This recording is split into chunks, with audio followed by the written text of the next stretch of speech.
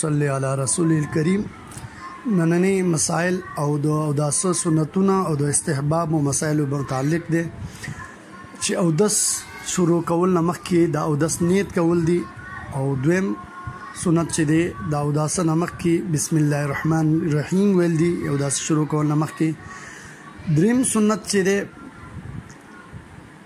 دا مړوندونه سره لاسونه انځل دي، او څلورم سنت مسواک کول دي. که مسواک نی دا شهادت والا ګوتا په غاښونو راخکل دي.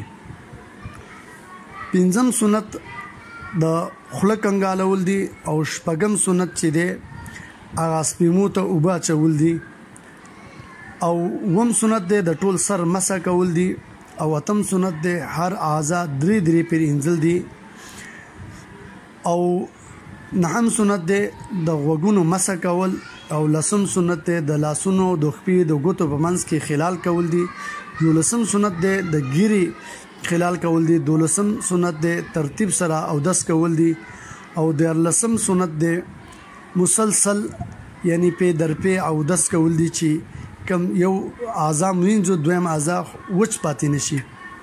د استحباب متعلق چند مسائل دادي چې هر اعظم چې کله انځل مناسبه خبره ده چې باغی منی لاس راکاږي چې کمزې وچ پاتې نشي.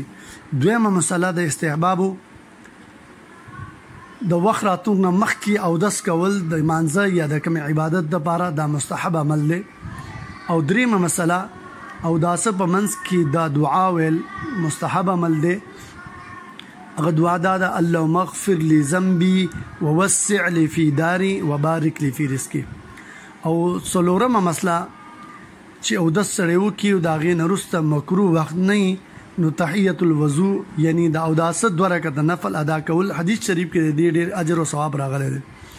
پنځمه مسله یو انسان د مانځه لپاره اودس وکړو او هغې منې مونځ ادا کو، په دې دوران کې بل مونځ وخت داخل شو، هغه اودس سره او د مونځ کول جایز دي، خو البته تازه اودس کول بهتره دي. او شپږمه مسله د اوداس نه وروسته د دعا ویل مستحب عمل دی.